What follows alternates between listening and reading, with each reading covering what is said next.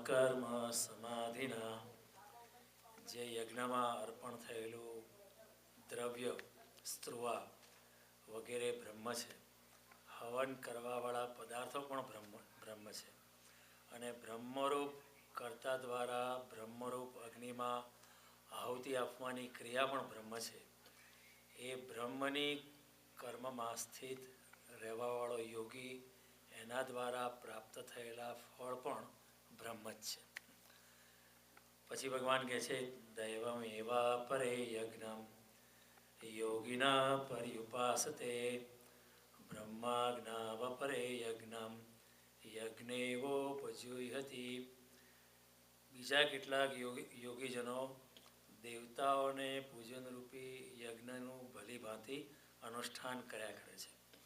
જ્યારે અન્ય યોગીજનો પરબ્રહ્મ પરમાત્મારૂપ અગ્નિમાં અભેદ દર્શનરૂપ યજ્ઞ દ્વારા આત્મરૂપ યજ્ઞનો હવન કર્યા કરે છે. પછી ભગવાન કહે છે ક્ષોત્રાદીનિન્દ્રિયાણન્યે સંયમાગ્નિષુ જુહ્યતિ શબ્દાદીન વિષયાનન્ય ઇન્દ્રિયાગ્નિષુ જુહ્યતિ.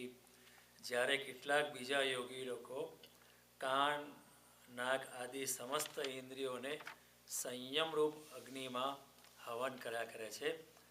અને બીજા કેટલાક યોગી લોકો શબ્દ વગેરે વિષયોને ઇન્દ્રિયરૂપ અગ્નિમાં હવન કર્યા કરે છે.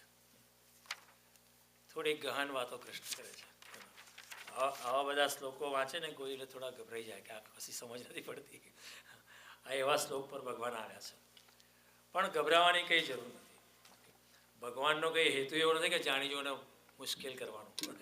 Is not trying to deliberately make it difficult for us. આપણું મન અને આપણી બુદ્ધિ અને આપણી ચેતના સંસારમાં જ રમ્યા કરે છે એટલે આપણને એ વાતનો અણસાર આવતો નથી. એવું બને ને આપણે એ ફિલ્ડમાં ના હોઈએ એટલે પછી આપણે એક ગતાગમ જ ના પડે. આજે તમે લોકો મોટેલ ચલાવતા હો અને મને કે તમે મને કહો કે આજકાલ મોટેલનો ધંધો બહુ ઓછા ચાલે છે, વેકેન્સી રેટ ઓછો છે. કદાચ મને સમજ તો પડે પણ જેટલું અંદરથી હૃદયમાં અનુભવ થયો છે એટલો ના થાય. પણ એ જ વાત તમે કોઈ બીજો મોટેલ ચલાવતો હોય એને તમે કરો તો એને વધારે ખબર પડે. એવી રીતે કૃષ્ણની વાતો પણ એક બીજા જગતની વાતો છે. એક ઇન્દ્રિય બુદ્ધિ અને મનની પારની વાતો, આત્માના લેવલની વાતો છે. અને આપણે આત્માના લેવલમાં ક્યારેય હોતા નથી. આપણે હંમેશા ઇન્દ્રિયોની મર્યાદામાં રખડ્યા કરતા હોય છે. આપણે મનની મર્યાદામાં ભટક્યા કરતા હોય છે, બુદ્ધિની મર્યાદામાં, અને પોતાના અહંકારમાં આપણે રચ્યા પચ્યા હોય છે. એનાથી આગળ જઈને આપણે કોઈ નિર્મૂળ અવસ્થાની અંદર બેસીને કોઈ અંતર ધ્યાન સ્વરૂપે આપણે કોઈ દાડો આપણે એનો અનુભવ જ નથી કર્યો. એટલે કોઈ વાતો કરે એટલે આપણને ક્યાં તો એ ગાળો લાગે, અથવા તો આપણને કંઈ ખબર ના પડે, અથવા તો આપણે એમ કે ભાઈ આપણને ખબર ના પડે, હું ચાલતો થઉં છું. સો એ બધી વાતો છે. કૃષ્ણ બહુ અદ્ભુત કર્મયોગ આપણને સમજાયો. અને કર્મયોગ સમજાવતા સમજાવતા કૃષ્ણ હવે એવા યોગીની વાત કરે છે કે ધીરે ધીરે ધીરે બહુ આગળ પહોંચી ગયો છે કર્મયોગમાં રહીને. ભગવાન કહે છે કે કર્મણીએવ અધિકારસ્તે મા ફલેષુ કદાચન. તમને તમારા કર્મ પર જ અધિકાર છે, કાર્ય કરવાનો જ અધિકાર છે. કાર્યમાંથી નિપજતા ફળ ઉપર તમારો અધિકાર જરા પણ નથી. આપણને પણ આશ્ચર્ય થાય કે એવું શા માટે આપણે આટલી મહેનત કરીએ, તમે આટલા ધંધામાં મહેનત કરો, કોઈ જોબ પર આટલી મહેનત કરે, શા માટે ભગવાન એવું કહે છે? બહુ વ્યવસ્થિત કારણો છે એના પણ. આપણે ઘણીવાર વાત કરી છે. તમને ફરીથી કર્મયોગની ગાડીમાં જે પૂરપાટ વેગે ચાલતી હતી એ જરા સ્લો થઈ ગઈ, વળી પાછી આપણી ગાડી ચલાવીએ છીએ. એમાં તેમને ગાડીમાં વાળી પાછો બેસાડી આપું અને રિઝર્વ ડબ્બામાં તમને સ્થાન આપી દઉં પાછો. કે હું જ્યારે જન્મ્યો ત્યારે ક્યાંથી આવ્યો ત્યારે એ મને ખબર નથી. હું અજ્ઞાતથી આવ્યો છું. ખબર છે આપણને આપણે ક્યાંથી આવ્યા, કંઈ ખબર નથી. અને મૃત્યુ થશે, આપણે ક્યાં જઈશું એ પણ ખબર નથી. તો આપણી શરૂઆત અજ્ઞાતથી થઈ છે અને અંત અજ્ઞાતથી થવાનો છે. તો આ બે વચ્ચે અજ્ઞાતથી શરૂઆત અને અજ્ઞાતથી એન્ડ, એ બે વચ્ચે જે કંઈ પણ થતું હશે એ પણ અજ્ઞાતનું જ હશે ને, એ પણ કોઈ પરમાત્માનું જ હશે ને. આપણું ક્યાંથી થઈ ગયું? આપણે તો અહીંયા વચ્ચે ખાલી નાટકનું એક પાત્ર ભજવવા આવ્યા છે. આપણે અહીં ગોઠવાઈ ગયા છે અમેરિકામાં, કદાચ આપણે આફ્રિકામાં નામીબિયામાં હોત, કદાચ ઇન્ડિયન ના હોત, કદાચ આફ્રિકન હોત. આપણા હાથમાં કશી વસ્તુ નથી. તો એ હિસાબે યોગીજનો એમ કે છે અજ્ઞાતથી હું આવ્યો છું અને અજ્ઞાતમાં જઈશ. તો બે અજ્ઞાતોના હાથ છેડાઓની વચ્ચે જે કંઈ થતું હશે એ પણ અજ્ઞાતનું જ હશે ને, મારું ક્યાંથી થઈ જાય. બરાબર. આજે જિંદગીની અંદર જન્મ, મૃત્યુ, રોગ, વ્યાધિ અને ઓલ્ડ એજ એ આપણા હાથની વસ્તુ નથી. તો હું કયા આધારે કહું કે જે મેં કર્યું એના પર મારો અધિકાર છે? આ જીવનની આમૂલ ઘટનાઓ, પ્રેમ કે કામ વાસના, કે કોની જોડે આપણું લગ્ન થશે, કોની જોડે ઝઘડો થશે, કોણ આપણને માન આપશે, એ કોઈ આપણા કંટ્રોલની વાત નથી. તો જરાક કોઈએ માન આપ્યું એમાં આપણે એમાં ફૂલીને ફાળકા થવાની કંઈ જરૂર નથી. આજે કોઈ હાર પહેરાવશે, કાલે કોઈ જૂતાનો હાર પણ પહેરાવશે, કોઈ કાલે ઈંડા પણ ફેંકશે. જીવનની જે ઇનવોલન્ટરી મેડિકલ એક્શન છે, આપણે તો શરીરમાં જીવીએ છીએ ને કે હું શરીરથી કામ કરું છું માટે મેં કર્મ કર્યું છે એનું ફળ મને મળવું જોઈએ. પણ શરીર ચાલવાનો મૂળભૂત આધાર શું છે? શ્વાસોશ્વાસ છે. શું આપણે માનીએ છીએ કે શ્વાસોશ્વાસ આપણે લઈએ છીએ? આર વી બ્રીથિંગ અવરસેલ્સ? ના, કારણ કે રાત્રે ઊંઘી જઉં છું તો એ શ્વાસ ચાલે છે. કોઈ મને એનેસ્થેસિયા ઊંઘાડી દે, સર્જરીના ટેબલ પર હું પડ્યો હોઉં, આપણે બધા કોલોનોસ્કોપી ઘણા કરાવી હશે કે કંઈ પણ કરાવ્યું હશે, તો હું એ વખતે પણ શ્વાસ ચાલતો હતો. તો શ્વાસનો ચલાવનાર હું છું? ના, હું નથી, કોઈ બીજું ચલાવે છે. સમસ્તી પ્રકૃતિ પરમાત્મા તમારો શ્વાસને ચલાવે છે. જો શ્વાસ વિના આપણું શરીર બંધ થઈ જતું હોય અને એ શરીરથી આપણે કંઈ કર્મ કર્યું તો એનું ફળ મારું કેવી રીતે થઈ શકે? મૂળભૂત શ્વાસ ચલાવનારો જ કોઈ બીજો છે. શરીરની અંદર લોહી ફર્યા કરે છે, કિડની એનું કામ કર્યા કરે છે, એના પર આપણો કોઈ કંટ્રોલ નથી. આ હાથ ઊંચો નીચો હું કરી શકું છું, પણ અંદર હૃદયને હું કહી શકું છું ચાલ અત્યારે જરા બંધ થઈ જાય 5 મિનિટ, લોહીને ફરવાનું બંધ કરી દે. અથવા તો હું કહી શકું છું કે 5 મિનિટ હમણાં હું શ્વાસ લેતો નથી, અથવા આજે નથી કાલે લઈ લઈશ. એવું કંઈ ચાલતું નથી આપણું. અને શ્વાસોશ્વાસની પ્રક્રિયા એટલી ગહન છે કે કુદરતે જાણી જોઈને વિચારીને આપણા હાથમાં રાખી નથી. કારણ કે આપણા હાથમાં રાખી હોત તો આપણે મેસઅપ જ કરી હોત. અહીં બોલતા બોલતા મારે તમને કેવું પડે કે ઊભા રહું જરા શ્વાસ લઈ લઉં. પણ એવું કહેવું નથી પડતું, ઓટોમેટિક શ્વાસની ક્રિયા ચાલ્યા જ કરે છે. તો હું કયા આધારે કહી શકું? હું એમ કહું કે મેં મારા છોકરા પેદા કર્યા છે. કઈ છોકરા મેં પેદા નથી કર્યા. પ્રકૃતિએ મારા શરીરના માધ્યમથી પ્રજોત્પત્તિનું કામ કરાવી લીધું, બીજું કશું નથી. કારણ કે ઘણાને છોકરા જોઈતા હોય છે પણ થતા નથી, અને ઘણાને નથી જોઈતા તો હોય થઈ જાય છે. તો આપણે કયા હિસાબે કહીએ કે મેં અમુક જણને જન્મ આપ્યો છે? જન્મ આપવાનું એ કંઈ આપણા હાથની વાત નથી. એ તો થઈ ગયું. આપણે નસીબદાર રહીશું કે આપણે ત્યાં છોકરા જેને નથી થતા એને પૂછી જજો કેટલી પીડા છે, કેટલી વેદના. અને જેને થઈ જાય છે એને પીડા છે કે ક્યાં પેદા કર્યા. પણ પેદા કરવાનું આપણા હાથમાં નથી. ઘણી વાર થાય કે આટલા છોકરાઓને આટલા મોટા કર્યા પણ હવે કંઈ મારી સામે જોતા પણ નથી. ઘણીવાર આપણે કહેતા હોઈએ છીએ કે આપણે છોકરા ઉછેરીએ છીએ, આપણો કોઈ સ્વાર્થ હોતો નથી. માં જ્યારે છોકરાને મોટો કરે, છોકરીને મોટા કરે, ત્યારે માને કે એવો વિચાર નથી કે આ છોકરો મોટો થયો. માને તો પ્રેમ જ છે, પણ ઊંડે ઊંડે પણ સ્વાર્થ હોય છે. 20-25 વર્ષનો છોકરો થાય અને પછી વહુનો થઈ જાય અચાનક, ત્યારે અચાનક જે મૂળમાં દબાયેલું હોય ને કે મેં આના માટે તને ઉછેરેલો, તું મારી સામે પણ નથી જોતો. આમ જ્યારે ઉછેર દીધી ત્યારે એવું નહોતું લાગતું, પણ 25 વર્ષ પછી જ્યારે સંજોગો બદલાય ત્યારે અંદર જે દટાયેલું છે તે અચાનક બહાર આવે. આના માટે મેં તને 9 મહિના પેટમાં રાખે તો આટલી કાળજી કરી હતી, રાત ના ઉજાગર કરેલા, અચાનક બધું બહાર આવતું હોય છે. કહેવાનો ભાવ એ કે દરેકમાં આપણી આસક્તિ થઈ જાય છે. નાના છોકરાને આપણા પોતાના છોકરાને ઉછેરીએ છીએ એમાં પણ આપણું કંઈક સ્વાર્થ હોય છે, આપણને લાગતો નથી પણ હોય છે. રસ્તામાં તમે જતા હો અને આગલા માણસનો સેલફોન નીચે પડી જાય અને તમે ઉચકીને આપો કે મેડમ તમારો સેલફોન પડી ગયો લો, અને મેડમ ખાલી આમ ચોંચવીને ચાલતી થઈ જાય. તમને તરત જ જ્યારે સેલફોન આપ્યો ત્યારે તમને આશા નથી કે આપણે થેન્ક યુ કોઈ કહેશે. તમને કોઈ આશા નથી કે બીજાનો સેલફોન છે આપણે આપી દઈએ, પણ એ થેન્ક યુ કહેનાર જ્યારે ચાલતી થઈ જાય લટક મટક કરતી, તો આપણે કેટલી આ રૂડ છે, થેન્ક યુ પણ ના કહ્યું. આપણને જે અંદર હોય છે આપણને હંમેશા આકાંક્ષા હોય છે, અને એ આકાંક્ષાની આપણને પોતાને પ્રતીતિ હોતી નથી. તો આ બધા કારણોસર ભગવાન કહે છે સ્વપ્નમાં શું જોવું એ પણ આપણા હાથમાં નથી. આપણે નક્કી કરી શકીએ છીએ કે આજે આ સ્વપ્ન જેવું છે, અને સ્વપ્નમાં આપણી બુદ્ધિ ચાલતી નથી. અચાનક એક ઘોડો એકદમ સુંદર અપ્સરા થઈ ગયો તો આપણે પૂછીએ છીએ કે આ કેવી રીતે થાય? ગપ્પા ના મારતા મારી આગળ. સ્વપ્નમાં આપણું લોજિક જ કામ નથી કરતું. વી accept it.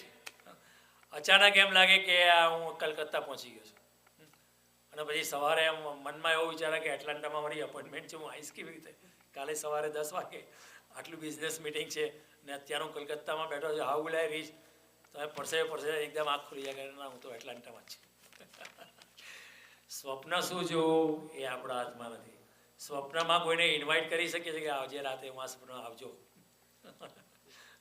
You cannot even invite. You are A victim of your dream. તમે તમારા સ્વપ્નના ગુલામ છો. એવું નહીં કે સ્વપ્ન તમારો અધિકાર છે, સ્વપ્નના તમે ગુલામ. સ્વપ્ન પણ આપણા હાથમાં નથી. શરીર આપણું જે છે પણ એ પંચમહાભૂતોનો જ ભાગ છે. આ શરીરમાં મોટે ભાગે પાણી છે. 67% થી 70% પાણી છે, અને બાકીનું બધું પૃથ્વીના તત્વોમાંથી આવ્યું છે. એ પંચમહાભૂતોનો જ ભાગ છે. આપણું એમાં પોતાનું કશું છે નહીં. આ શરીર મળશે તો પંચમહાભૂતોમાં વિલીન થશે. તમે દાટી દેશો તો પણ એમ થશે, ને દફનાવશો તો પણ એમ થશે. Whatever you do it's going to go back. હું કાલે મરી જઈશ તો અંદર મારે કોઈ અગ્નિ સંસ્કાર કરશે લોકો, અને મને એના તત્વો પછી જમીનમાં જશે ને એમાંથી કંઈ ઝાડ ઉગશે, એમાંથી કંઈ એપલનું ઝાડ થશે ને એમાંથી કોઈ મારા ગ્રેટ ચિલ્ડ્રન એપલ ખાશે. ઇનડિરેક્ટલી મને જ ખાશે. કારણ કે everything is recycling, everything is transforming. બધું રિસાયકલ થાય છે. એટલે જ કૃષ્ણ કહે છે ને, તું ચિંતા શું કરે છે? કોઈ મરતું નથી. તમારું શરીર નથી મરતું, ખાલી એ ટ્રાન્સફોર્મેશન થાય છે. અને આત્મા તો મરતો જ નથી. So why worry? Nothing is destructible. અને વિજ્ઞાન પણ સંમત છે. તો આ બધાની દ્રષ્ટિ અને શરીરના જે આપણે જે કર્મો કરીએ છીએ એ કર્મો આપણે શેનાથી? આજે હું મરી જાઉં તો કંઈ કામ કરી શકું? અહીં હું પડી જાઉં તો તમારે મને ઉચકીને નીચે લઈ જવું. તો હું જે કંઈ કરું છું શેનાથી થાય છે? શરીરથી થાય છે? ના, મારી આત્માની ઉર્જાથી થાય છે. મારી આત્માની શક્તિ થાય છે. અને આત્માની શક્તિ કંઈ હું લઈને આવેલો? આત્માની ઉર્જા પરમાત્માની ઉર્જા છે. એટલે ભગવાન કહે છે શું કરવા ડંફાસમાં છે? જે કંઈ થાય છે તે તું કરનારો નથી, મેં કર્યું છે એ ભાવના તું છોડી દે. એટલે ભગવાન કહે છે કર્મ પર તારો અધિકાર નથી, તો ખાલી તું કામ કરતો જા. અને ભગવાન કહે છે કે એ રીતે તું કામ કરતો, કર્મના ફળ પર તું આસક્તિ ના રાખીશ, અને એ રીતે તું કામ કર્યા કરીશ તો આખરે તું મને પામી જઈશ. બ્રહ્મણી આધાય કર્માણી સંગમ ત્યક્ત્વા કરોતિ લિપ્યતે ન સ પાપેન પદ્મપત્ર એવ અંબસા.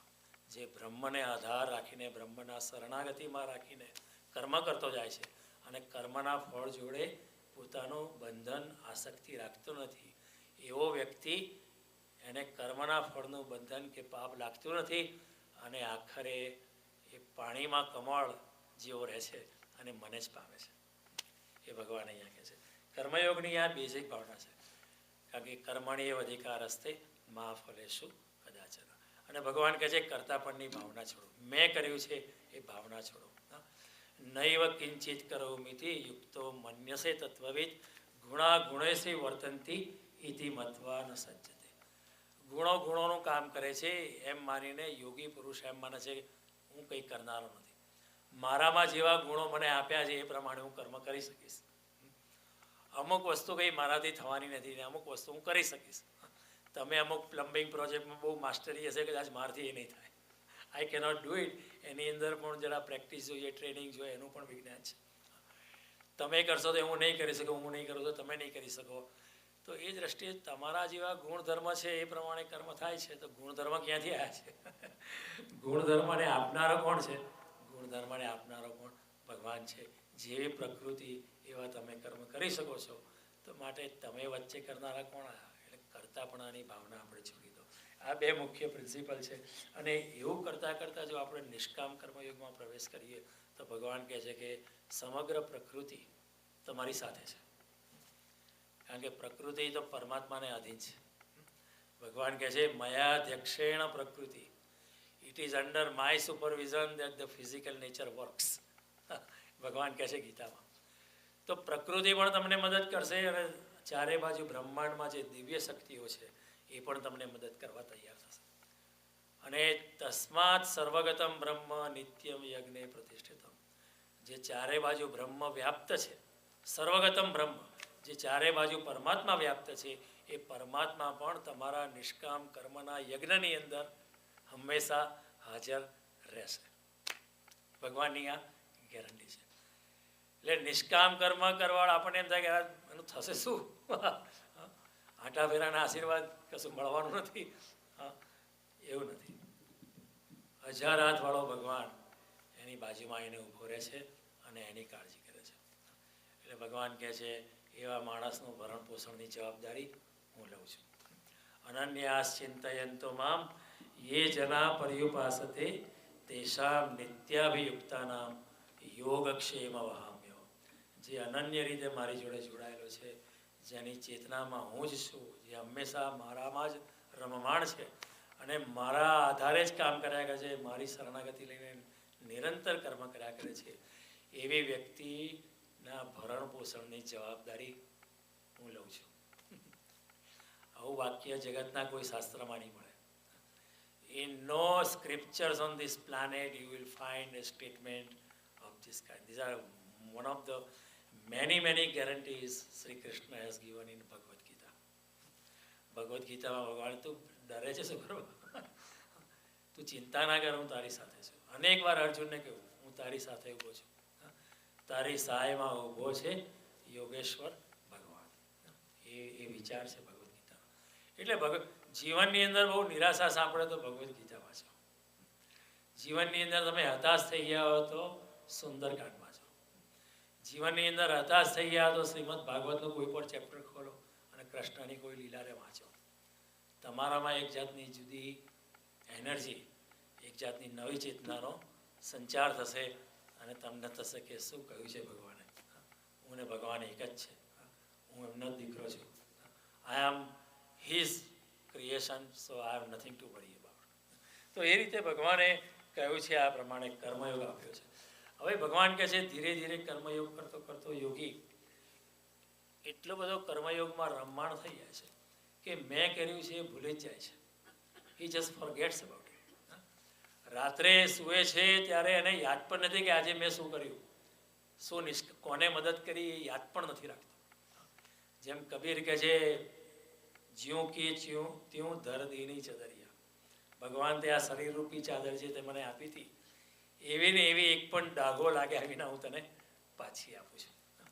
એવી રીતે કબીર જેમ કહે છે એવી રીતે આ યોગી પણ જે કરેલું કર્મ છે એની જોડે જરા પણ એને આસક્તિ નથી.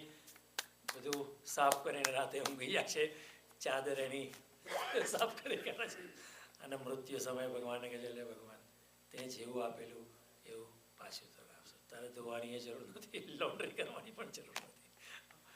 જ્યું કે ત્યું ધરતીની ચદરિયા. મન એટલું નિર્મળ છે. એવા માણસની પાછળ સામાન્ય રીતે આપણે ભગવાનની પાછળ જવું પડે છે, આપણે મંદિરમાં આવવું પડે છે. પણ યોગીને, ભક્તને, મુનિને મંદિરમાં આવવું પડતું નથી. તમને એમ લાગે નરસિંહ મહેતા રોજ મંદિરમાં એમને જવું પડતું હશે, હિંટિંગ વગાડવું પડતું હશે. ના ના. તમને એમ લાગે મીરાને રોજ મંદિરમાં આવવું પડતું હશે. ના ના.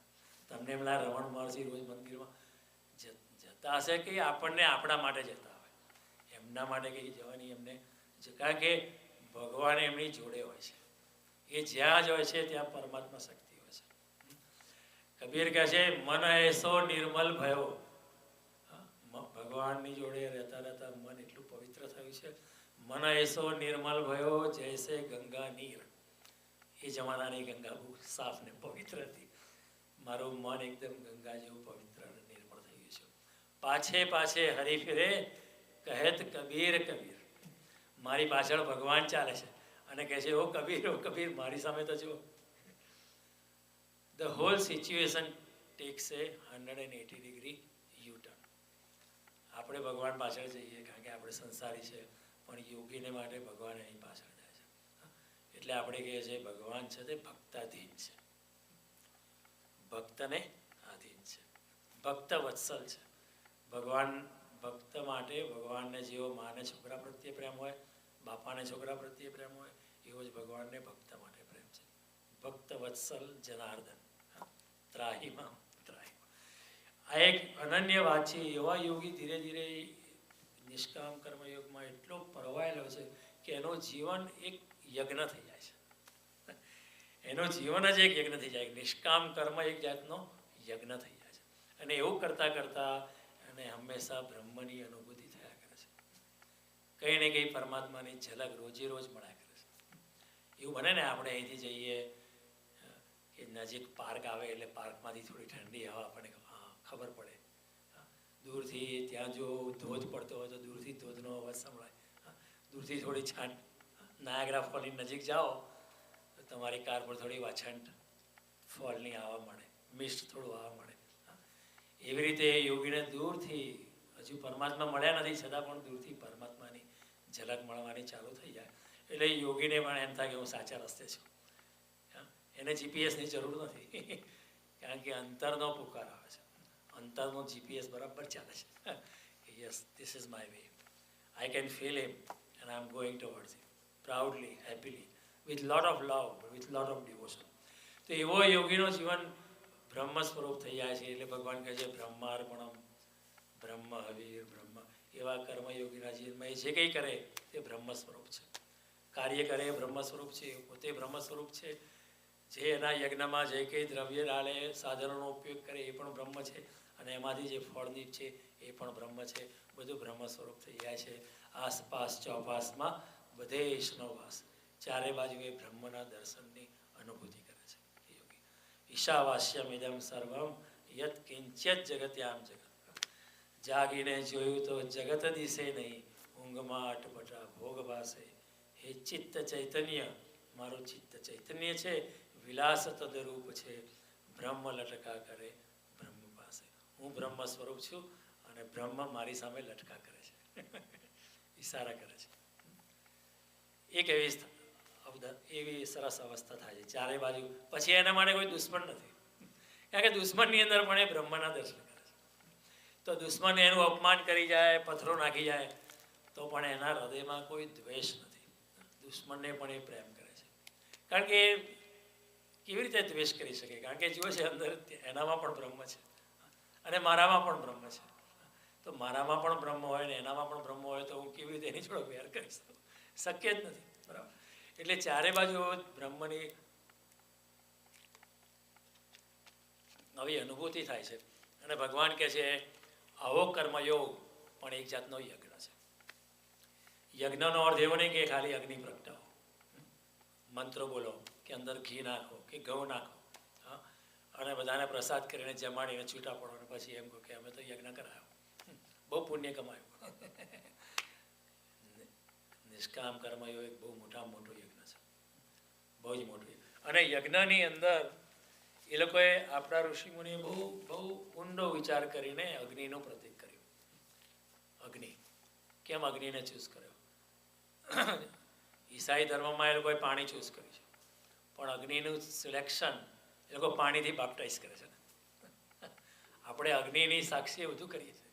લગ્ન પણ અગ્નિની સાક્ષીએ ચાલે, બધું જ. મરતી વખતે પણ અગ્નિ અને લગ્નમાં પણ અગ્નિ. ઘણીવાર જન્મ વખતે પણ અગ્નિ હોય છે અને ઘણા લોકો અગ્નિહોત્રી હોય છે, એમના પટાંગણમાં 24 કલાક અગ્નિ ચાલતો હોય છે. અગ્નિ કેમ? અગ્નિની જ્વાળા ઉર્ધ્વગામી છે, પાણી નીચે જાય છે પણ અગ્નિની જ્વાળા ઉપર જાય. જ્યારે તમે અધ્યાત્મમાં પ્રવેશ કરો તો ત્યારે તમારી ચેતના પણ ઉપર જવા માંડે છે. એ પ્રતીકને લક્ષમાં લઈને એ લોકોએ અગ્નિનું સિલેક્શન કર્યું કે અગ્નિની યજ્ઞમાં અગ્નિ એટલા માટે કે અગ્નિ ઉપર જાય છે. અગ્નિની જ્વાળા થોડેક સુધી જાય છે અને પછી અદૃશ્ય થઈ જાય છે. એવી રીતે જે અધ્યાત્મમાં પ્રવેશ કરે છે એની ચેતના થોડીક ઊંચાઈ સુધી ઉઠે છે અને પછી એ શૂન્ય થઈ જાય છે. ત્યારે આપણને દેખાતો પણ નથી. જેવી અગ્નિની જ્વાળા અદૃશ્ય થઈ જાય છે તેવી રીતે યોગી પણ એક જાતનો શૂન્ય થઈ જાય છે. અચાનક પાર્ટીઓમાં દેખાય નહીં આપ્યું કે કેમ આવતા નથી, શું થયું? અચાનક એને બધી આપણી વાતોમાં રસ જ ના પડે. ડાઉ જોન કેટલા પર ગયો હોય, ઇઝ નોટ ઇન્ટરેસ્ટેડ, કારણ કે એનું ધ્યાન બીજે છે, ધ્યાન ભગવાનમાં છે. એને આપણી વાતોમાં રસ જ નથી પડતો. એટલે આપણને થાય કે આ કંઈ ખસકી ગયું લાગે છે એનું. એ આપણામાંથી અદૃશ્ય થઈ ગયું. જેવી અગ્નિની જ્વાળા દ્રશ્ય હતી, કારણ કે એ તો અધ્યાત્મમાં ચાલી ગયો, હવે આપણી બુદ્ધિની પાર થઈ ગયો. એટલે એ લોકોએ અગ્નિ, આપણે અંદર ઘઉં નાખીએ છીએ. ઘઉં એ અહંકારનું પ્રતીક છે. અહંકાર, ઘઉં નાખવાથી શું થાય છે? ધુમાડો થાય છે. કારણ કે ઘઉંને, અગ્નિની જે શક્તિ છે તે ઘઉંને બાળવામાં ચાલી જાય, એટલે અગ્નિની ઘઉં નાખો એટલે જ્વાળા થોડી નીચે બેસે. જેટલો અહંકાર આપણે લાવીએ મંદિરમાં, એટલી આપણી આધ્યાત્મિકતા પણ ઓછી થાય. જેવી જ્વાળા ઓછી થાય એવી આપણા અહંકારથી આપણે જો અહીંયા આવીએ મંદિરમાં તો મંદિરની પવિત્રતા પણ ઓછી, કારણ કે આપણે વચ્ચે આપણી ટાંગ વચ્ચે અડાઈ, આપણો અહંકાર વચ્ચે નાખ્યો. એટલે કહે છે કે એટલા માટે ઘઉં નાખવાના કે અહંકારને તો બીજ સ્વરૂપ હોય ત્યારે એને સળગાવી દો. આપણે યજ્ઞમાં ઘી ઉમેરીએ છીએ, તો ઘી ઉમેરવાથી શું થાય છે? અગ્નિની જ્વાળાને શક્તિ મળે છે, ઉપર જાય છે. ઘી સ્નિગ્ધ છે, એટલે ઘી જે છે પ્રેમનું પ્રતીક છે.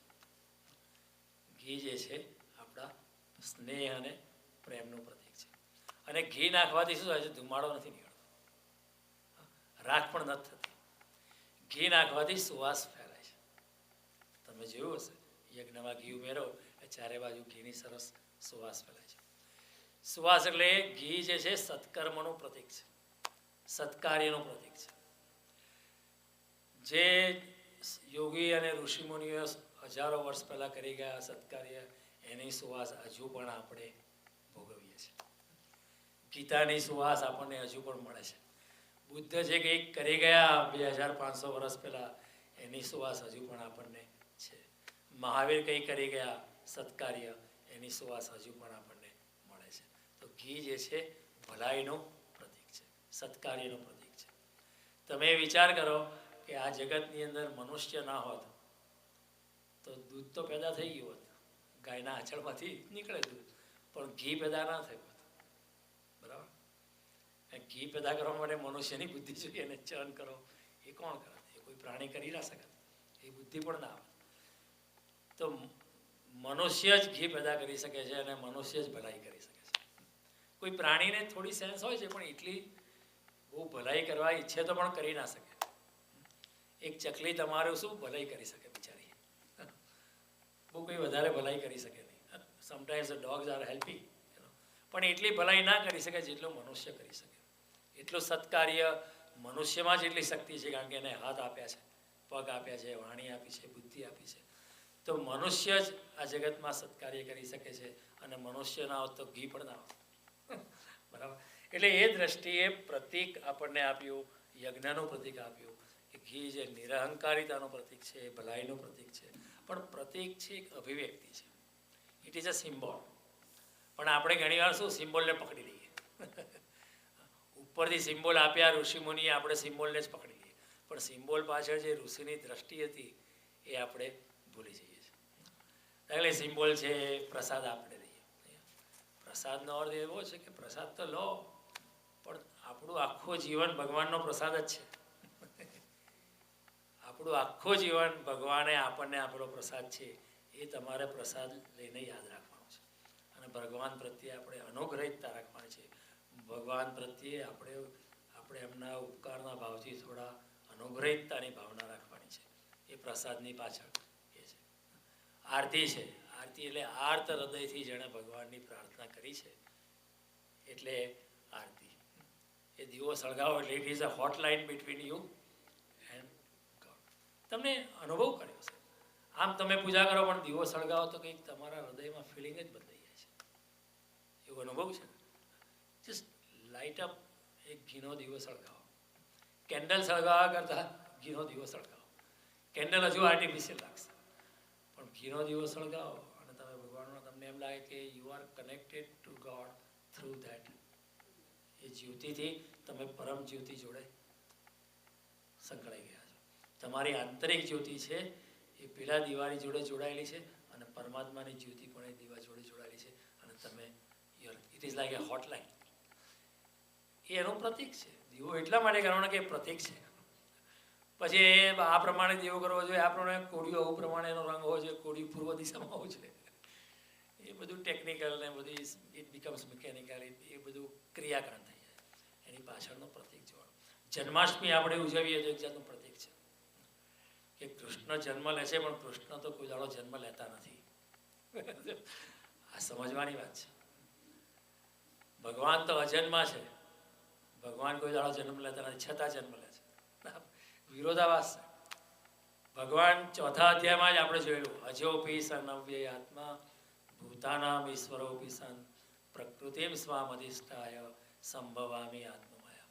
હું તો અજન્મા છું, હું જન્મ લેતો નથી, છતાં પણ મારી જ યોગ માયાનો આશ્રય લઈને કોઈક વાર જન્મ લઉં છું. અને પછી ભગવાન શું કહે છે? યદા યદા એ ધર્મસ્ય, પછી એ શ્લોક પછી આવે છે, પણ એ પહેલાંનો આ શ્લોક વધારે અગત્યનો છે. અજોપી હું તો અજન્મા છું, હું જન્મ નથી લેતો, છતાં પણ મનુષ્ય દેહમાં અવતરું છું. શેના માટે? To help people, that's all. બાકી તો હું અજન્મા છું. તો જન્માષ્ટમી ઉજવીએ ત્યારે ખ્યાલ રાખવાનું કે ભગવાન કૃષ્ણ આપણે જન્મ ઉજવીએ છીએ, મનુષ્ય દેહમાં એ પરમ શક્તિ આવી ત્યારે, પણ એ પરમ શક્તિ તો કોઈ પણ દેહમાં છે એવું નથી, ચારે બાજુ વ્યાપ્ત છે.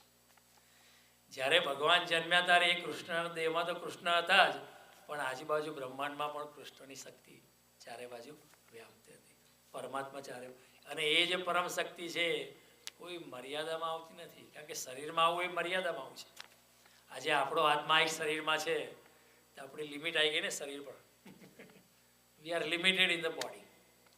એ રીતે ભગવાન પણ જ્યારે શરીરમાં આવે ત્યારે ઇઝ લિમિટેડ, પણ ભગવાનને માટે કેવું છે? Steel unlimited. કારણ કે જે મૂર્તિ નથી, ભગવાનનું શરીર નથી, ત્યાં પણ ભગવાન છે, જળમાં પણ છે, ચેતનમાં પણ છે. અહીં આપણે મૂર્તિ જોઈએ તો એવું નહીં કે આ મૂર્તિમાં જ ભગવાન છે, બે મૂર્તિની વચ્ચે જે ખાલી જગ્યા છે ત્યાં પણ ભગવાન છે, કારણ કે તો ચારે બાજુ વ્યાપ્ત છે. ગુરુ નાનક એકવાર મક્કા ગયા, એક મુસલમાન ફ્રેન્ડ હશે એની જોડે ગયા હશે, તે મક્કામાં લાંબા ટાંટિયા કરીને બેઠા હશે. એટલામાં એમનો ફ્રેન્ડ આવ્યો કે મોલ્લા આવ્યો કે શરમ નથી આવતી કે કાબાના પવિત્ર પથ્થર તરફ, પરમાત્મા તરફ તમે ટાંટીઓ કરીને બેઠા છો, શરમ નથી આવતા? તો ગુરુ નાનકે કહ્યું, ભાઈ હું તો મૂંઝાઈ ગયો છું, તું મારો પગ ત્યાં મૂકી આપ જ્યાં પરમાત્મા ના હોય. મારો પગ મૂંચકીને ત્યાં ખસેડી આપ જ્યાં ભગવાન નથી. ભગવાન તો અત્યારે હલ્લા તો બધે છે, તો પછી વાત પતી ગઈ. છોરો જો પગ જ્યાં છે ત્યાં બરાબર છે. એ તો ચારે બાજુ વ્યાપ્ત છે. એટલે આ બધી પ્રતીકોનો નહીં પકડી રાખો. પ્રતીકોની પાછળ જે ઋષિ આપણને દ્રષ્ટિ આપી છે એ પકડવાની છે. આપણા ઘણા બ્રાહ્મણો શું છે, અમે ચોટલી પહેલાં રાખે, હવે નથી રાખતા. પહેલાં ચોટલી રાખે તો જ બ્રાહ્મણ, એવું. ચોટલી ના રાખી હોય તો બ્રાહ્મણ ના ગણાય. પણ ચોટલી રાખવાનો મતલબ શું હતો? અહીં ચોટલી કે અહીં સહસ્ત્રાળ છે, અહીંયા સહસ્ત્રાળ છે આપણું, મૂલાધાર છે છેક નીચે સેક્સ સેન્ટર પર, પછી નાભી ચક્ર છે, હૃદય ચક્ર છે, વિશુદ્ધ ચક્ર છે, અને અહીંયા આપણું આજ્ઞા ચક્ર છે, અને ઉપર સહસ્ત્રાળ છે. ત્યાંથી યોગી પોતાની શક્તિને ઉપર લઈ જાય ને કામ સેન્ટર પર શક્તિ આપણી. સંસારમાં આપણે જ્યારે હોય છે ત્યારે આપણી ચેતના હંમેશા મૂલાધારમાં હોય છે, સેક્સ સેન્ટરમાં હોય છે. Everything we do is related to sex. મોટું મકાન પણ ખરીદીએ તો ultimate objective is sex. That's what psychologist સે.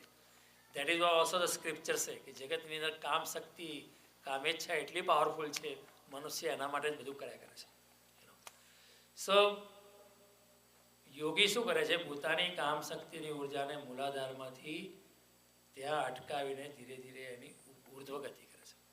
એને નીચે જવા દેશો તમે તો તમે પ્રજોત્પત્તિનું કામ કરશો, બીજાને જન્મ આપશો. એ જે ઉર્જા છે કામ સેન્ટરથી તમે, સેક્સ સેન્ટરથી તમે નીચે જવા દેશો તો you will create somebody else on this planet. બાળકોને જન્મ આપશો, you will reproduce someone else, you will procreate. પણ એને લઈને તમે ઉપર ઘસેડશો, એની દિશા બદલશો. એ જ કામ શક્તિની ઉર્જા છે. Same sex energy, if you turn is director and take it all the way to sahasrara, then you will recreate your own self. તમે પોતાની જાતને એક નવો જન્મ આપશો, અને એ રીતે તમે સહસ્ત્રારમાં પહોંચીને પરમાત્માને પામી જશો. તમે પોતાની જાતને જન્મ આપશો એટલે શું? તમે દ્વિજ થઈ જશો. અને દ્વિજ એટલે શું? સાચો બ્રાહ્મણ. બ્રાહ્મણનું બીજું નામ શું છે? દ્વિજ. જે ફરીથી જન્મ્યો છે તે બ્રાહ્મણ. ખાલી બ્રાહ્મણ કુટુંબમાં જન્મ લેવાથી બ્રાહ્મણ થવાતું નથી. જે ફરીથી જન્મ્યો છે આ જગતમાં, એક જન્મ તો મા બાપ આપે છે, બીજો જન્મ તમને ગુરુ આપવામાં મદદ કરે છે.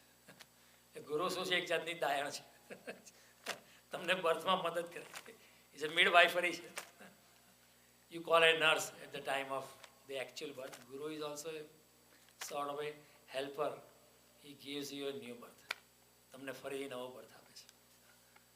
તે ત્યારે થવાય ક્યારે? દ્વિજ હોય ત્યારે સાચા બ્રાહ્મણ થવાય. તો એવી રીતે આ બધા જે પ્રતીકો છે, પ્રતીકો એક જાતના પ્રતીકો છે, પણ એની પાછળની દ્રષ્ટિ આપણે પકડવાની છે. પણ અનેક હજારો વર્ષ થઈ જાય એટલે આપણે પ્રતીકોને તો ભૂલી જ જઈએ. ખાલી ભાઈ આપણે ચોટલી રાખીએ, જનોઈ કરીએ અને આપણે આપણી જાતને બ્રાહ્મણ કહેવડાવીએ. એવું નથી. ચોટલી રાખવાનો કે બ્રાહ્મણ હંમેશા સતત જાગૃત રહે મનમાં કે મારા સંસારથી મુક્ત થઈને મારી ચેતનાને સહસ્ત્રારમાં ગોઠવવાની છે, અને ત્યાં સહસ્ત્રારમાં થઈને મારે પરમાત્મા જોડે અનુસંધાન કરવાનું છે. એ એની દ્રષ્ટિ છે. દરેક પ્રતીક જે આપ્યા છે આપણા સનાતન ધર્મમાં, એની પાછળ ગૂઢ અર્થો છુપાયેલા છે. ચોટલીમાં કે તિલકમાં કે માળામાં, દરેકની અંદર ગૂઢ. પણ આપણે શું છે? પ્રતીકો પકડી રાખીએ છીએ. પ્રતીકો આપણે પકડી રાખીએ છીએ. હવે માળા પહેરી છે ગુરુની, પણ દુકાન પર બેસીને લોકોને છેતરવાનું તો ચાલુ જ છે. જનોઈ પહેરી, જનોઈનો શું અર્થ છે? કે બધા દેવતાઓ મારા જનોઈમાં હાજર છે. એ હંમેશા કોન્સ્ટન્ટ રિમેમ્બરિંગ થાય બ્રાહ્મણને કે દિવ્ય શક્તિઓ આ મારા જનોઈના જોડા પર મંત્ર શક્તિથી અહીંયા હંમેશા હાજર છે. તો મારાથી ખોટું કાર્ય કેવી રીતે થઈ શકે? થાય જ નહીં. કોઈને છેતરવાનો વિચાર આવે તો તરત જ દિવ્ય શક્તિ યાદ આવે, જનોઈમાં બેઠેલી છે. હા, એમાંથી ના થાય. I can't do this against my principles, sorry. કોઈની પત્નીને ઉઠાઈ જવાનું મન થાય કે ના, જનોઈ છે, પાછો મનમાં આવી જા, પાછો ફરી જા, પોતાના આત્મામાં પાછો વળી જા. જનોઈનો એ મિનિંગ હતો કે દિવ્ય શક્તિઓ ધારણ હું કરું છું અને હું બ્રાહ્મણ છું, અને સમાજની અંદર જઈને કોઈ પણ જાતના ફળની અપેક્ષા રાખ્યા વિના આ ધર્મશાસ્ત્રોને હું લોકોમાં મફત આપીશ, એક પૈસાની પણ અપેક્ષા નથી. તો એવાને પછી લોકો આપતા હતા પૈસા, એમની જાતે આપતા હતા. વ્યક્તિની તેજસ્વીતા જોઈને આપણે ત્યાં એક પ્રથા હતી દક્ષિણા. આખી જગતમાં ક્યાં એવી પ્રથા નથી કે માણસને બોલાવો ને ઉપરથી પૈસા આપો. એવું ક્યાંક સાંભળ્યું છે? કોઈ આપણા અમેરિકન કે આફ્રિકન કસ્ટમર તમે આટલા વર્ષો ઈસ્ટ આફ્રિકામાં રહ્યા હોય, નેરોબી કે તાન્ઝાનિયા, કેન્યામાં, નાઇજીરિયામાં, એવું સાંભળ્યું છે કોઈને બોલાવ્યો ઉપરથી એને દક્ષિણા આપવાની? એ તો વળી ક્યાં ને આપણે ત્યાં બ્રાહ્મણને બોલાવીએ પછી દક્ષિણામાં એક પ્રતીક છે, પ્રતીકને પકડી નથી રાખવાનું. દક્ષિણા એટલા માટે કે પહેલાં તમે અમારી ઘેર આવ્યા અને આ ઘરનું વાતાવરણ તમારા દિવ્ય તરંગોથી પવિત્ર કર્યું, એના માટે અમે તમારા આભારી છે. અને બીજું, તમે જાઓ એ પહેલાં અમારા આભાર સ્વરૂપે અમે તમને કંઈક આપવા માગીએ છીએ. ફૂલ નહીં તો ફૂલની પાકડી. Please accept it. Please accept it. એવું નહીં કે હું આપું છું, કૃપા કરીને એનો સ્વીકાર કરો. ભાષા આખી બદલાઈ જાય. ઘણા એમ કે અમે આટલી દક્ષિણા આપી. તમે શું દક્ષિણા આપી? સામેવાળાએ લીધું એમ કે ને. સામેવાળો આટલો તેજસ્વી માણસ, તારી દક્ષિણાને થોડા માટે દક્ષિણામાં ચાર પૈસા માટે થોડો આવેલો માણસ. એ તો તને એક પ્રેમ અને ભક્તિનો સંદેશ આપવા આવેલો. એ બ્રાહ્મણ પોતાની તેજસ્વીતા અને પોતાની યોગ શક્તિથી તારા જીવનને પવિત્ર કરવા આવેલો. એને તો શું દક્ષિણા? એને સ્વીકાર કર્યો એનો ઉપકાર માન. આવી ભાવના કોઈ દાડો જોઈ છે કે એને જમાડો દક્ષિણા આપો તો પણ કે thank you for accepting or thank you for coming. આ પ્રતીકો એટલા આવી જગતમાં આવો in the whole planet, in the whole human history, you will not find such a beautiful thing, such a beautiful phenomenon. કે માણસને બોલાવો ઉપરથી એને થેન્ક યુ ફોર એક્સેપ્ટિંગ દક્ષિણા. પણ પછી આખો મિનિંગ જતો રહ્યો ને. પછી બ્રાહ્મણો જ કહેજો દક્ષિણા આવશો તો જ આપવું, આવું નહીં તો ના. બ્રાહ્મણો કરપ્ટ થઈ ગયા, સોસાયટી પણ કરપ્ટ થઈ ગઈ, પછી દક્ષિણાનો મિનિંગ કંઈ રહ્યો નહીં. હું નાનો હતો ને ત્યારે 10-12 વર્ષનો, ત્યારે ઉત્તરાયણ આવે ને એટલે અમે પોળમાં અમે એકલા જ બ્રાહ્મણ હતા ને બીજા બધા અમુક પ્રોફેશનલ હતા, એ તો બહાર કંઈ વિધિ કરવા જાય. મારા ફાધર તો બહુ પવિત્ર બ્રાહ્મણ હતા, બહુ જ સ્કોલર હતા, અને કોઈ જાતની એમને કામના નથી. એટલે બધા મારા ફાધરને જમવા બોલાવે, એટલે જમવાનું એટલે બધાને હોય, પણ મારા મધર તો બિઝી હોય, એટલે અને મારો ભાઈ હતો ને નાનો, એ કે ના હું કે આવું નહીં, એ પતંગો ચગાવતો હોય ઉત્તરાયણને તારે. એટલે ફાધર મને કે તું આવીશ ને, એટલે મને એમ થાય કે બિચારા ફાધર એકલા જશે, એના કરતાં હું જઈશ. તો હું જાઉં ત્યાં, એ લોકો બધા જમાડે, પાછળ ઉપરથી દક્ષિણા આપે. પછી અમારા એક ડૉક્ટરના વાઈફ હતા, અમારા કાકી થાય, એ પછી બોલે દક્ષિણા આપે, પ્રેમથી આપે, બહુ પ્રેમથી આપતા હતા. એ કે બામણા એવા જબરા રે કે જમીને માગે દખણા રે.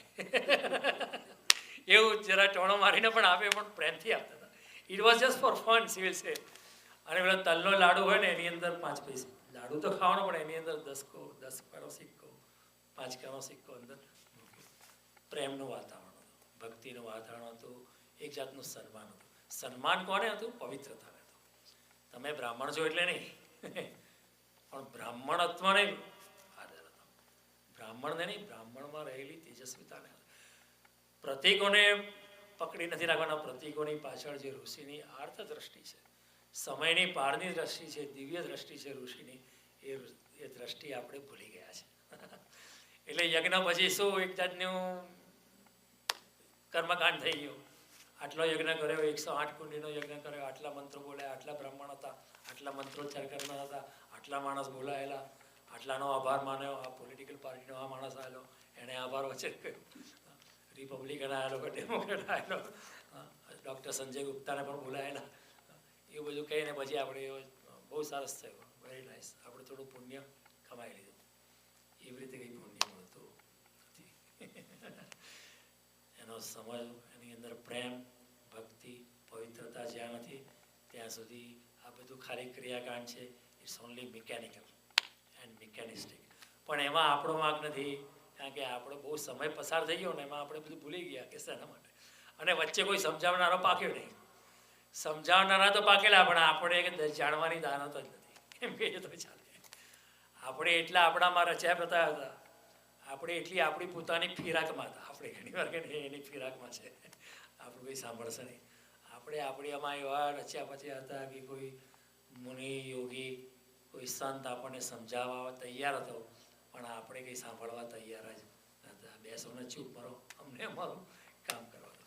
તો પ્રતીકોને ખાલી પકડી નથી રાખવાના, પ્રતીકોને પાર જવાનું છે. એમ ભગવાન કહે છે, હવે યજ્ઞના અનેક પ્રકાર છે, અનેક પ્રકારના યજ્ઞો છે. કર્મયોગ એમાં મોટામાં મોટો યજ્ઞ છે. કર્મયોગ એટલે એક જાતનો પરિતાપ છે, નિષ્કામ કર્મ કરવાનું. નિષ્કામ કરવા નીકળો એટલે તમારું ફેમિલી જે ગાંડા થઈ ગયા કેવું. Your wife or husband will say, what nonsense is this? What rubbish is this? ઘરના છોકરા ઘંટી ચાટે, ઉપાધ્યાયને આટો, what kind of this? બહુ મુશ્કેલ છે. અને આખો સમાજ પણ તમને ગાળો જ કહેશે. પણ એવું છે ને, જે કરીને એનો આનંદ જેણે ભોગવ્યો છે, જેણે એનો આનંદ અનુભવ્યો છે, એ જ જાણે છે. એ જે કરવાથી જે આનંદની અનુભૂતિ થાય છે, અને જેટલો નિષ્કામ કર્મ વ્યક્તિ કરે છે, એટલો ભગવાનની વધારે ને વધારે નજીક જાય છે. ભગવાન પણ એટલા વધારે ને વધારે નજીક આવે છે. It is a two-way process. એવું નથી કે આપણે ભગવાનની નજીક છે, ભગવાન પણ આપણી નજીક આવે છે. આપણે 1 કદમ ચાલીએ, ભગવાન 10 કદમ ચાલે છે. ભગવાન કહે છે, દદામી બુદ્ધિ યોગમ તમ યેન મામ ઉપયાન્તિ તે. એવા ભક્તને એવી સરસ બુદ્ધિ આપું છું, એવું સરસ મેધા આપું છું, એવી સરસ પ્રજ્ઞા આપું છું કે જેથી એ મને પામી શકે. એ ભગવાન પણ એટલો જ આપણા તરફ ચાલે છે. આ અરસપરસ એકબીજામાં ભક્ત અને ભગવાનનો સંબંધ એક કર્મયોગી એનો અનુભવ કરે છે.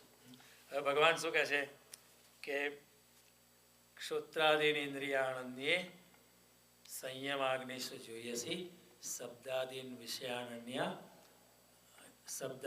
વિષયાનન્ય ઇન્દ્રિયાગ્નિષુ જોઈતી. કેટલાક યોગીઓ પોતાની ઇન્દ્રિયોને વિષયો તરફ જતા રોકી લે છે, એવો યજ્ઞ કરે છે, એવો સંયમરૂપી યજ્ઞ કરે છે. જ્યારે બીજા કેટલાક યોગીઓ ભોગમાં ઉતરે છે, પણ ભોગના સમયે પોતાની ચેતનાને ભોગથી અલિપ્ત રાખે છે. આ આ બે પ્રકારના યજ્ઞ છે. સમજાવું તમને ફરીથી. કેટલાક યોગીઓ પોતાની ઇન્દ્રિયોના વિષયો તરફ જતા સંયમથી સમજીને જાણીને દમન નથી કરતા. એવું નહીં કે આંખો ફોડી કાઢે છે એવું નહીં. સમજીને વિચારે કે સંસારમાં કશું છે નહીં, બધું ધુમાડાના પાચકા છે. આખી જિંદગી આપણે દોડ્યા પણ શું મળે? આખી જિંદગી આપણે દોડ્યા છે ને, છતાં પણ આપણા મોઢા પર સ્મિત નથી, ખડખડાટ હાસ્ય નથી. $1-2 મિલિયન હશે આપણી પાસે, પણ જે પ્રફુલ્લિતતા હોવી જોઈએ, જે આનંદ હોવો જોઈએ, જે મજા હોવી જોઈએ, ફકીર કી મોજ, એ નથી. એનો અર્થ શું થયો કે સંસારમાં ગમે તેટલું તમે કરો પણ છેલ્લે તો પૂર્ણ રીતે કોઈને આનંદ મળતો નથી. ભગવાન એની વ્યાખ્યા કરે છે દુષ્પુરેણા અનલેન છે. ઇન્દ્રિય ભોગ, ઇન્દ્રિયોનો વિષય ભોગ દુષ્પુર છે. દુષ્પુર એટલે એની પૂર્તિ, એમાંથી કોઈ દાડો 100% સંતોષ મળવાનો જ નથી. ગમે તેટલી તમારી સુંદર પત્ની હોય કે ગમે તેટલો તમારો હેન્ડસમ હસબન્ડ હોય તો પણ તમે અધૂરા જ રહેશો. ભગવાન એવું કહે છે દુષ્પુર. કામ વાસના દુષ્પુર છે, કંઈ પણ ખાઓ પીઓ એ પણ દુષ્પુર છે. ગમે તેટલું કમાઓ, 10 મિલિયન બેંકમાં પડ્યા હોય કેશ તો પણ એમ થાય કે આ બીજા લોકોએ તો 100 મિલિયન કર્યા, સમ પીપલ હેવ $1 બિલિયન, હું પાછળ પડી ગયો, હજુ આગળ જાઉં. It is never ending. બે વસ્તુ અનલિમિટેડ છે આ જગતમાં. એક વસ્તુ અનલિમિટેડ છે બહાર, સંસાર અનલિમિટેડ છે. ગમે તેટલો ભોગવો તો પણ આ વધારે ભોગવવાનું મન થાય, ગમે તેટલું મેળવો છતાં પણ વધારે મેળવવાનું મન થાય. અને બીજી વસ્તુ અનલિમિટેડ શું છે? અંદર પરમાત્મા. પરમાત્મા ભગવાન પણ અનલિમિટેડ છે. તો ભગવાન પણ અનલિમિટેડ છે અને સંસાર પણ ભગવાનની જ રચના છે, તો સંસાર પણ અનલિમિટેડ છે. ભગવાને જે કર્યું તે બધું અનલિમિટેડ છે, અમર્યાદ છે, એની કોઈ મર્યાદા નથી. તો આપણે ભગવાન એવું કહે છે, ઘણા યોગીઓ સમજી જાય છે કે સંસારમાં કશું દાટ્યું નથી, ખોટી દોડી જન્મથી કરી છે, એવું જાણીને પોતાની જાતને જરા સંકોરી લે છે. ભગવાન શું કહે છે?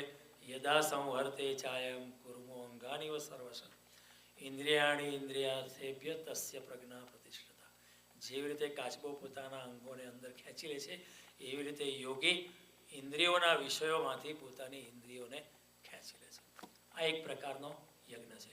બીજા પ્રકારનો યજ્ઞ અહીંયા ભગવાન કહે છે કે એડવાન્સ યોગી, જે આગળ પહોંચ્યો છે તે યોગી ભોગમાં જાય છે, ભોગમાં ઉતરે છે, મજા કરે ખાઈ પીને, પણ જ્યારે ભોગ અંદર જાય છે ત્યારે પોતાની આંતરિક ચેતનાને ભોગથી અલગ રાખે છે. એ જરા વધારે મુશ્કેલ છે. Isn't it more difficult? હજારો સ્ત્રીઓની વચ્ચે રહીને પણ તમે એકદમ બ્રહ્મચારી રહેવું મુશ્કેલ છે ને. તો કહે છે ઘણા યોગી એવા હોય છે, ભોગમાં હોય છે છતાં પણ ભોગમાં નથી. એ પણ શક્ય છે. પહેલો જે પ્રકાર છે, ઇન્દ્રિયોને જરા પાછા ખેંચી લે. જો શબ્દ, સ્પર્શ, રૂપ, રસ અને ગંધ એ 5 ઇન્દ્રિયોના વિષય છે. These are the sense object. શબ્દ એટલે અવાજ, ધ્વનિ.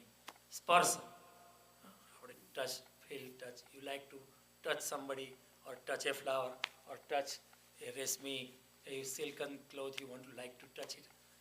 શબ્દ, સ્પર્શ, રૂપ, આકાર.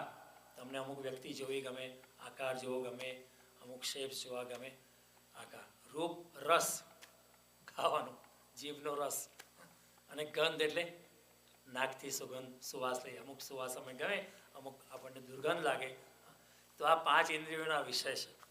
એને પકડવાને માટે ભગવાને કૃપા કરીને 5 એવી જ્ઞાનેન્દ્રિયો આપી છે. 5 sense objects and 5 sense organ. શબ્દને પકડવા માટે શું આપ્યું છે? કાન આપ્યું છે, કાનથી. સ્પર્શને પકડવા માટે ત્વચા આપી છે, ત્વચા એટલે સ્કિન આપી છે. રૂપને પકડવા માટે ભગવાને આંખ આપી છે. ગંધને પકડવા માટે ભગવાને નાક આપી છે. શબ્દ, સ્પર્શ, રૂપ, રસ અને એ પ્રમાણે 5 ઇન્દ્રિયોના વિષય છે. 5 ભગવાને એને પકડવાને માટે 5 સેન્સ ઓર્ગન આપ્યા, જ્ઞાનેન્દ્રિય આપી. 5 ભગવાને કર્મેન્દ્રિયો આપી છે. બીજી હાથ, પગ, મોઢું, જનનેન્દ્રિય અને ઉત્સર્ગ અવયવ. એ રીતે 5 ભગવાને કર્મેન્દ્રિયો આપી છે. સો 5 ઇન્દ્રિયોના વિષયો 5 જ્ઞાનેન્દ્રિયો, 5 કર્મેન્દ્રિયો અને પછી 5 મહાભૂત છે, પૃથ્વી, જળ, અગ્નિ, વાયુ, આકાશ. એવી રીતે કેટલા થયા તત્વો? 20 તત્વો થયા. એની અંદર પાછું મન, બુદ્ધિ, અહંકાર એ સૂક્ષ્મ તત્વો છે. મન, બુદ્ધિ, અહંકાર અને મહત્તત્વ. મહત્તત્વ એટલે તો કોસ્મિક એનર્જી. એને એક જર્મને શબ્દ આપ્યો, એલન વ્હાઇટ. આ જગતની અંદર there is a cosmic energy, જે આપણા આત્માનો ખોરાક છે. આપણી યોગિક દ્રષ્ટિએ તમે જ્યારે શ્વાસ લો છો ત્યારે પ્રાણવાયુ અને નાઇટ્રોજન એ તો બધું લો છો, પણ જોડે જોડે તમે કોસ્મિક એનર્જી પણ બ્રીથ કરો છો. એ તમારા આત્માનો ખોરાક છે. એ તમને ખબર નહીં પડે પણ છે. એટલે આવા 24 તત્વોના સમૂહથી સૃષ્ટિનું નિર્માણ છે. આવો યોગી જે જાણી જાય છે કે કશું નથી સંસારમાં, કશું દાટ્યું નથી, બહુ કર્યું, બહુ ભોગ કરવાનો પ્રયત્ન કર્યો, પણ છેલ્લે તો આપણે અધૂરા જ છે, ખાલીના ખાલી જ છે. તો એમાંથી કશું જન્મોજન્મ આવું જ કર્યું છે, તો જરા જાગી જઈએ. આપણે સનાતન ધર્મમાં બહુ સરસ આપ્યું છે કે તમે સંસારમાં જાઓ, જોરથી જાઓ, સંસારમાં ડૂબો, લગ્ન કરો. આપણે શું કરે? ધર્મ, અર્થ, કામ અને મોક્ષ. કામમાં પણ જાઓ, કામ વાસનામાં પણ જાઓ. Go in to sex, total energy. અધૂરા જતા સંસારને જુઓ, સંસારને ભોગવો, અને સંસારને ભોગવ્યા પછી તમે જાગૃતિથી તમે જાતે એનાથી મુક્ત થઈ જાઓ. બહુ ચોકલેટ ખાવાનું મન થયું, ચોકલેટ લે, ખા ખા ખા. બહુ ખાઈને ભાઈ હવે ચોકલેટમાં કશું છે નહીં. કોઈ નાનો છોકરો આપણને ચોકલેટ આટલા અંકલ ચોકલેટ, આપણે શું કહીએ? બેટા તું ખા. કેમ? આપણે જાણીએ ચોકલેટમાં શું છે. પહેલાં આપણે લડતા હતા આપણા ભાઈ બહેન જોડે, મારો અડધો કટકો મારો. હવે આપણે શું કહીએ? તું ખા. એવું જાણીને કે હવે સંસારમાં કશું છે નહીં. બહુ જોયું, આટલો પ્રયત્ન કર્યો, કશું મળ્યું નથી, ખાલીના ખાલી જ છે. મિયા ઠેરના ઠેર, મિયા ઠેરના જ્યાં હતા ત્યાંના ત્યાં જ છે. मैं हूँ शून्य और जगत है सपना. હું શૂન્ય છું અને જગત સ્વપ્ન છે. ये शून्य को सपने से भरा नहीं जा सकता. આ શૂન્ય જે છે એને સ્વપ્નથી ભરી શકાય એમ નથી. ये शून्य तो तभी भरेगा जब उसमें परमात्मा आविष्ट हो, पड़े उसके चरण. આજે હું શૂન્ય છું એ ત્યારે જ ભરાશે જ્યારે પરમાત્મા અંદર પ્રવેશ કરે. ત્યાં સુધી આ મંદિર ખાલી જ હતું, ખાલી જ રહેશે અને ખાલી જ રહેવાનું. કશું અંદર સંસારમાં બધા ધુમાડાના બાચકા છે, કશું મળવાનું નથી. એવું સમજીને જે થોડો વિરક્ત થઈ જાય છે અને પોતાની ઇન્દ્રિયોને સંકેરી લે છે, વિષય ભોગ તરફ જવા દેતો નથી, એક જાતનો પહેલો યજ્ઞ છે. અને બીજો યજ્ઞ કેવો છે? એ આ એડવાન્સ યોગની વાત છે, સાધારણ આપણા જેવાની વાત નથી. એ ભોગમાં ઉતરે છે, છતાં પણ ભોગ એને અડકી શકતો નથી. ભોગમાં ઉતરે છે છતાં પણ અડકી શકતો નથી. એ જરાક આજે જે છે તે મે બી લેટ મી ટેક ધેટ, કારણ કે પહેલો જે યજ્ઞનો વિચાર છે એ જરા વધારે લાંબુ ચાલે એમ છે. એટલે આજે બીજો માર્ગ છે, તમને આજે સમજાવું. માઇન્ડ યુ, એડવાન્સ યોગની વાત છે, કૃષ્ણની વાત છે એમ માનો. 16,108 સ્ત્રીઓના પતિ હતા. દરેક સ્ત્રીઓથી એમને બાળકો પણ છે, છતાં પણ કૃષ્ણ નૈષ્ઠિક બ્રહ્મચારી છે. How is it possible? ભોગમાં છે છતાં પણ એમની આંતરિક ચેતના ભોગથી અલિપ્ત છે. Very difficult to understand. એ કૃષ્ણ કરી શકે, આપણે ના કરી શકીએ. Which is very difficult. ભોગની અંદર ડૂબે છે છતાં પણ ભોગમાં ડૂબ્યા નથી. આંતરિક ચેતના હંમેશા એમની અલગ રાખે છે. શંકરાચાર્યને ભારતી મિશ્રએ સવાલ પૂછ્યા. પહેલાં એમના હસબન્ડ જોડે ડાયલોગ થયેલો મંડન મિશ્ર જોડે. ત્યારે મંડન મિશ્ર તો આ શંકરાચાર્ય જોડે વિચાર વિમર્શમાં હારી ગયા. એટલે મંડન મિશ્ર કે હું તમારો શિષ્ય થઈ જાઉં છું. ત્યારે શંકરાચાર્ય કે તમારે થવું તો થાવ, પણ મારે દ્રષ્ટિએ કોઈ મારો શિષ્ય નથી. તમારે મને ગુરુ બનાવો તો તમારે બનાવી શકો છો. તો બનાવ્યા. ત્યારે ભારતી મિશ્ર એમની પત્ની કહ્યું, તમે ખાલી મારા પતિને હરાયા છે, મને નથી હરાઈ હજુ. તો ભારતી મિશ્રે બહુ ડિફિકલ્ટ સવાલ પૂછ્યા. See ask questions about sex, કામ વાસનાના સવાલ પૂછ્યા.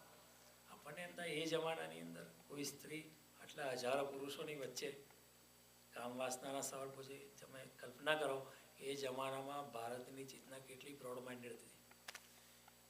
there was such an open thinking કે an honorable lady would ask questions about sex in the presence of so many people.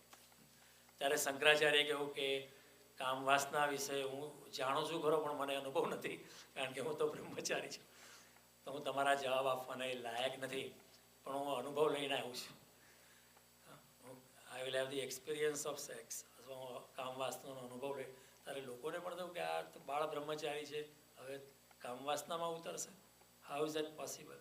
પણ શંકરાચાર્યએ શું કર્યું કે એક રાજા મરી રહ્યો હતો, તો એ રાજાના શરીરમાં એમણે પોતાની યોગ શક્તિથી પ્રવેશ કર્યો, અને જ્યારે રાજા યુવાન હતો ત્યારે એણે પોતાની સ્ત્રીઓ જોડે કામ વાસનાનો ભોગ કરેલો.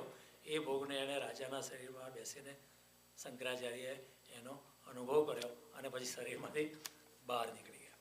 અને પછી પાછા ભારતી મિશ્ર પાસે આવ્યા અને કહ્યું કે હું તૈયાર છું તમારી જોડે વિચાર વિમર્શ કરવાને માટે. તો ભારતી મિશ્રે કે હું જાણું છું કે તમે જાણો છો, મને પણ તમારી શિષ્યા તરીકે સ્વીકાર કરો. આટલી બધી વિનમ્રતા હતી લોકોમાં. ઓકે, પણ આપણને એમ થાય કે શંકરાચાર્ય જેવો યોગી અને સેક્સનો અનુભવ કરે, ભલે બીજાના શરીરથી કરે, પણ કરે તો ખરો.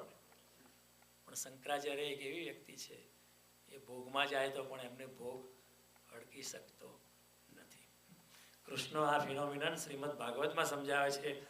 ઉદ્ધવજી સવાલ પૂછે છે કે આ ભોગમાં રહીને માણસ કેવી રીતે અલિપ્ત રહી શકે? ત્યારે કૃષ્ણ કહે છે જેમ રાંધેલું અન્ન જમીનમાં નાખો તો પાછું ઉગતું નથી.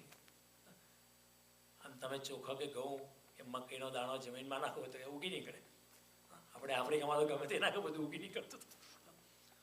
પણ એકવાર બાફી નાખ્યો ચોખાના દાણાને, ભાત કરી કાઢ્યો કે ઘઉંના દાણાને તમે એની ઘોઘરી બનાવી દીધી, તે ઉગવાનું છે? એ નથી ઉગવાનું. એટલે કૃષ્ણ કહે છે જેવી રીતે રાંધેલું અન્ન જમીનમાં નાખવાથી ફરીથી ઉગતું નથી, એવી રીતે જે ભક્તનું હૃદય મારામાં પડવાયેલું છે એને તમે સંસારમાં નાખશો તો પણ સંસાર એને અડકી શકવાનો નથી. બુદ્ધનો શિષ્ય હતો. બુદ્ધ એક ગામમાં પ્રવેશ કર્યો અને બુદ્ધનો આદેશ હતો કે તમારે ચરે વેતી ચરે, તમે ચાલતા રહો, વિહાર કરવાનો ગામમાંથી, અને પોતાનું દિવ્ય જ્ઞાન બધાને આપવાનું.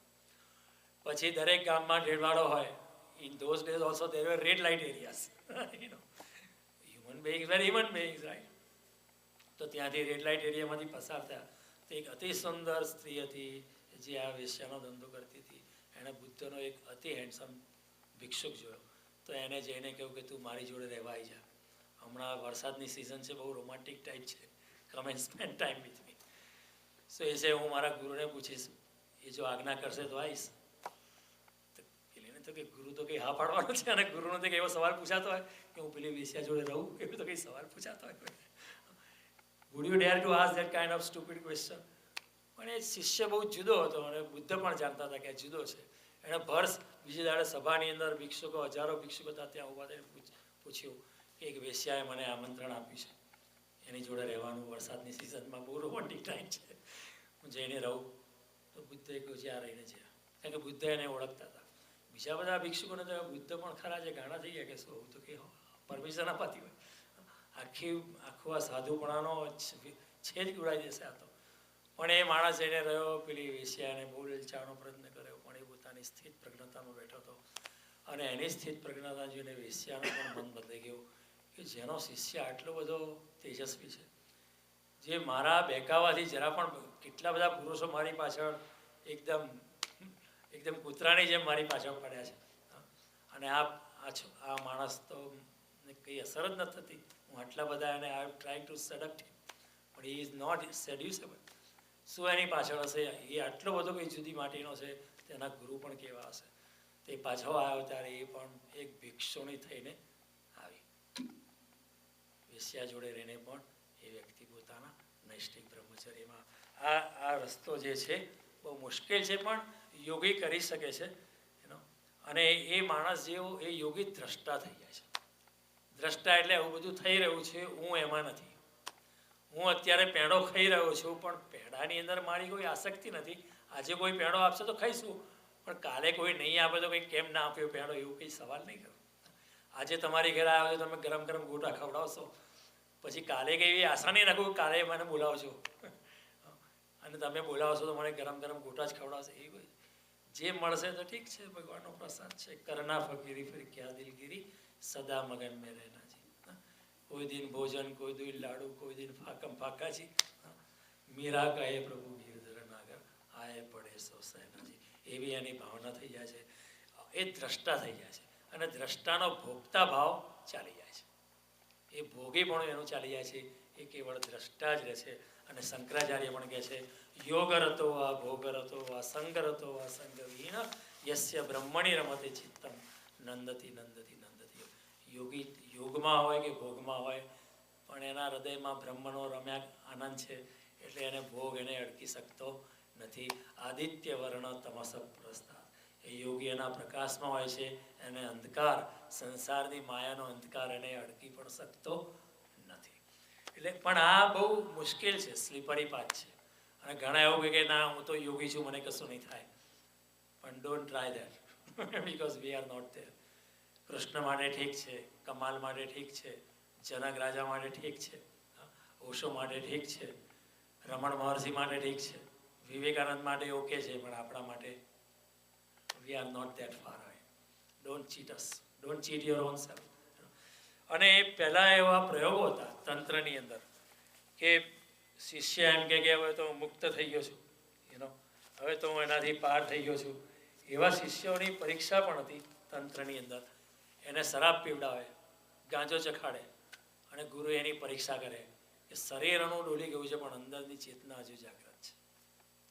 કોઈને શરાબ પીવડાવે એટલે ડોલી જ જાય, પણ શરીર ડોલી ગયું છે, પણ અંદરની ચેતના હજુ જાગ્રત છે. ત્યાં સુધી કે સાપથી દંશ મરાવે જીભ ઉપર, એનું શરીર મરી જશે, પણ અંદરથી એ જાગૃત છે. શરીર શરીરનું કામ કરે છે, અને ચેતના ચેતનાનું. જેમ સુખદેવજી મહારાજને થયું, આટલા દિવસ સુખદેવજીની પરીક્ષિત રાજાને થયું, આટલા 10 દિવસ ભાગવતની કથા સુખદેવજીના મુખેથી સાંભળી. તક્ષક નાગ આવ્યો, કારણ કે ઋષિનો શ્રાપ હતો, ઋષિપુત્રનો શ્રાપ હતો. તક્ષક નાગ કરડ્યો પણ ખાલી શરીરને જ કરડ્યો. પરીક્ષિત રાજાને એનું કોઈ દુઃખ ના થયું, કારણ કે એ તો શરીર એમણે છોડી દીધેલું. He was out of his body. આ એક બીજી યોગની અવસ્થા છે. પરંતુ પહેલી અવસ્થાની અંદર આત્મવંચના, સેલ્ફ ડિસેપ્શનની આમાં સંભાવના છે. કોઈ એમ કહે કે હું તો બહુ યોગી છું, મને કશો વાંધો નથી, પણ અંદર અંદર તો માણસ સરકી જ જાય, માણસ લપસી પડે છે. બહુ સાવધાની રાખવી પડે છે.